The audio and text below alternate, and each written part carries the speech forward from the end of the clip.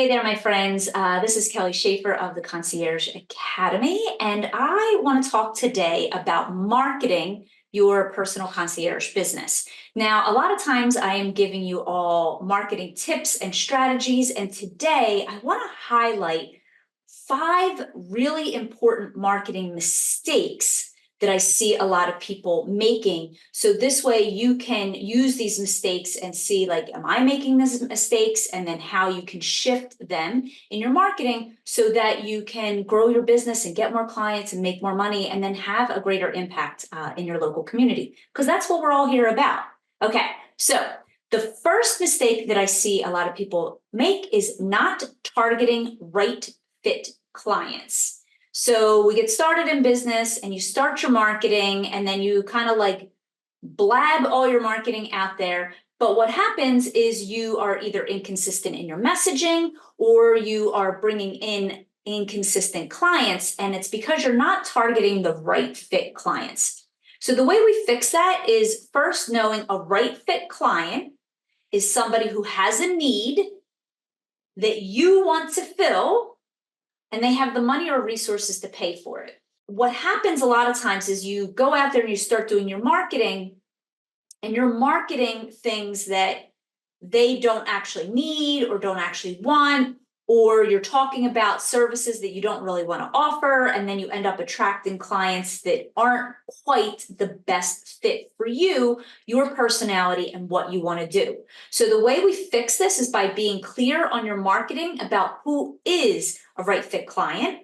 So you need to get clear on that first, and then you will use that information and that clarity in the marketing. And marketing is the things that you say both offline and online that help build know, like, and trust so that people will hire you. Okay. Number 2, relying solely on only one type of marketing. So remember that successful marketing and marketing campaigns are typically a combination of both offline marketing strategies and online marketing strategies.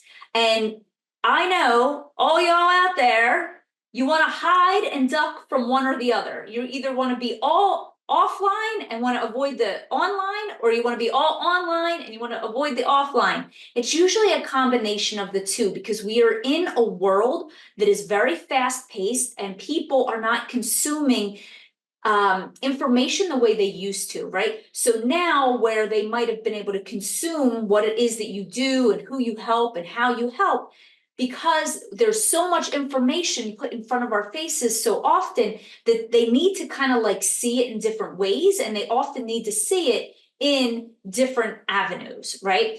And then the other thing, because when you do this correctly, a combination of offline and online strategies, when you do this correctly, it will help people get to know, like, and trust you faster. For example, aside from that is also like only posting on social media. I had somebody a couple years ago, I sent out an email. I was like, hey, what's going on? How's your business going? Blah, blah, blah. And she was like, oh, I closed my business. I wasn't getting any clients. And I said, well, what were you doing to market your business? And she was like, I was posting on social media all the time.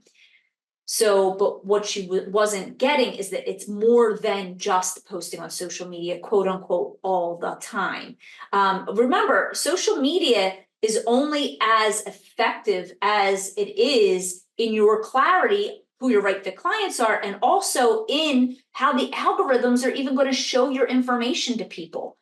You might assume that I posted on social media and everybody gets to see it, but it's usually a very small fraction of that. So that's what happened with her. She thought that just posting on social media was going to be quote unquote enough, and it was not. So make sure you're not just focusing on just one piece of marketing. For her, it was social media. For a lot of other people, they spend months and months building a website, and they think that the website, once they publish it, it's going to be the thing that gets them all their clients. And that also is a falsehood, my friends. Throwing a website out there is not going to get you the majority of your clients, especially in the beginning.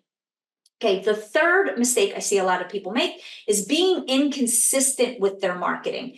The first thing, like when I have members in my programs who are marketing, and so inside Fully Booked Business Club, for example, my clients, they learn how to start their businesses and market their businesses. And when things aren't quite going right, and they have the formula, they have the framework, but they're not being consistent, they're not going to see consistency in the results that they want. So the first thing I say is your marketing clear?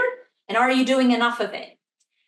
Because inconsistent marketing equals inconsistent clients and money.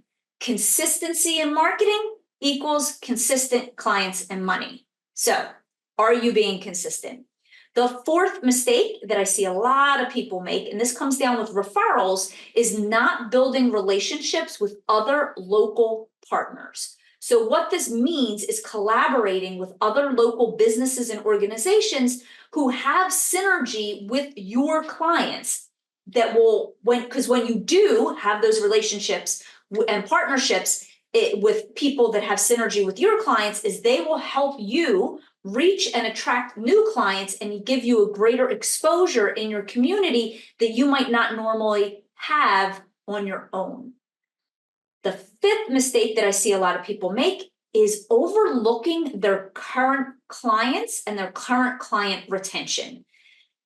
So there's something to be said about while you're attracting new clients, it's important, right? Like you always want to be, I say like you always want to be filling the funnel, right? Always be marketing so that you're filling the pipeline of potential clients, but that doesn't mean that you should not also be focusing on the customers that you already have and retaining them, and then building the relationships with them is just as equally important for the long-term success of your business, even in an online business, right? So I have a coaching business that's my primary business, and clients who come in and work with me in my program and they stay with me, they get results and they stay with me, and then they ascend to my next program and they stay with me, and then they ascend to one-on-one coaching and they send, right? Like me making sure that I'm taking really good client care of the clients that I have is just as, if not more, important than bringing in new clients on the front end. But most people, what happens is you'll get a couple clients and we tend to focus on the lack, right? And so what happens is most people will focus on, I don't have enough clients, which then has your brain only focusing on the deficit versus focusing on what you do have.